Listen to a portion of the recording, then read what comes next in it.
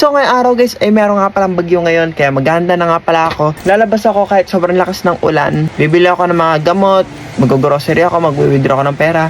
In case na may mangyari, syempre bagyo, hindi natin alam kung ano yung mga mangyayari. Non-stop nga pala yung pag-ulan dito. So far guys, itong lugar nga pala namin, hindi naman ito binabaha. Kung nakikita nyo, marami pa rin tao sa labas. May nagtitinda ng chicken. So ito yung kalsada namin. Wala pang baha guys. Kasi nga meron na kaming mga bangbang. Kaliwat kanan ang bangbang dito guys. Alas 12 na nga pala ito ng hapon at mamayang gabi pa yung tama ng bagyo dito sa amin. Kaya nakakatakot kasi madilim na. So ayan guys, naglalakad pa rin ako. May mga ano naman dito, mga tricycle. Pero pinili ko maglakad kasi nga exercise ko na rin ito. 7-Eleven na ako, mag-withdraw ako ng pera. Sana may laman yung ATM. Yan, walang tao dito guys. Ako lang, nakatato lang pera guys. Yo, buti mo naman. So yung perang ni-withdraw ko dito guys, di ko naman to gagastusin ng isang gastusan.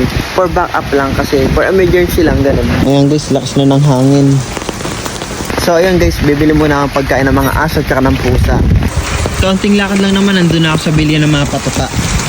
Mga dyan, ganyan. So ayun guys, nandito na tayo. Nga, maganda. Ano na kuya? Ayan, Ay, ano binibili adult. sa butika? Tigta 3, tigda 2. Top breed? Ito pala, pampusa. Bilang 2. Ito sa tuna. Sige po. Salamat. So ngayon guys, pauwi na ako. Ayan, bumili na ako ng mga cat food tsaka ng dog food. Emergency food to ng aso namin. Kasi wala lang, parang nakapak siya, madali sa dalhin. So ayan guys, nandito naman ako sa Zero Save. Oh Save para mag-grocery. Sana hindi mawala. Yan. Yun yung kailangan ko guys, sinandoon na yun. Ang bigat! Tumunog buto ko guys. Marami kami nabili dito guys ah. Naiyak ako mag-vlog. Vloggers ako eh. Fix in oil. Siguro mga 4. Yung 4 dito. Pritada. Dito pala yung binibili ko yung mga easy open can. Sabagay, meron naman siya. Ito, kaldereta. Para iba-iba naman yung ulam. Pupurgahin kami dito. Maling, mahal kasi maling. Magkano maling? 89. Maling ba to? Hindi na ito maling eh. Sige, akin na yan. Magkano na kaya yan? Okay na siguro yan. Tubig. Hindi ko ito mabubuhat. Yung mga ganito. Mga dalawang ganito. Lalagay ko sa go bag ko. Parang bigat na ng bag ko. Pero sige, okay lang yun. Or isang tubig na lang. Pang emergency lang naman eh. Ikaw pang emergency lang. Ikaw mabalik. 1 day, 2 day, 3 days, 4 days. Yan, masasurvive na kami dito ng 4 days. Grabe, bigat. Bigat guys. Yan guys, nakita ko to. Ito yung mga malalasa. Bili ako nito. Para ano, kapag nawalan kami ng ulam, ayun, pwede namin ulam. Hindi na ako bibili ng mga frozen kasi kapag nawawala sa lamig, napapanis yan. Mahirap na. Uy, chicken poopers. Hala, ang lakas na ng ulan. Ano si 1,000? Yeah. Tingnan na lang piso. Ay, siya kaya. Kasya naman siguro to. Lakas na ng hangin guys. Nalilipad na yung pipe ko. Siyempre guys, lalakad pa rin ako. Grabe bigat ang ano ko, bag ko. Imagine ganito yung bubuhatin ko mamaya. Guys, kumukunti na rin yung tao. Pauwi na ako. Bibili na lang ako ng gamot. Acetamol. And sana makabili rin ako ng ano, antibacterial, mga ano, Meprenamic. Wala lang guys, kung nagpa-panic buying ako, siguro panic buying to kasi natatakot ako alam niyo yun, parang ayoko magpakampante.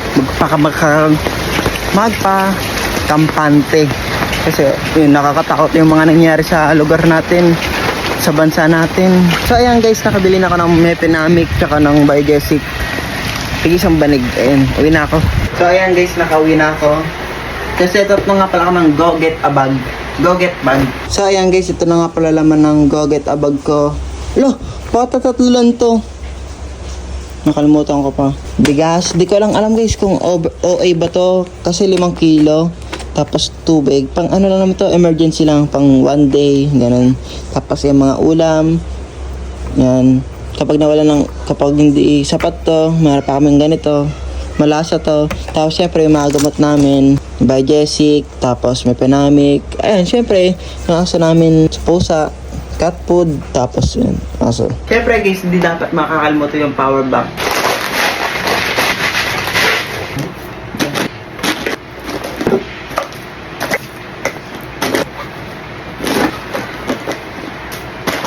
Ito mga pagkain ng aso.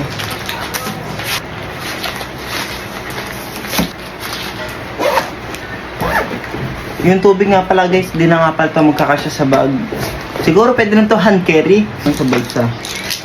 Yan, para hindi rin sila mabasa. Kumusta kaya yung bigat nito guys? Ah, grabe yung bigat.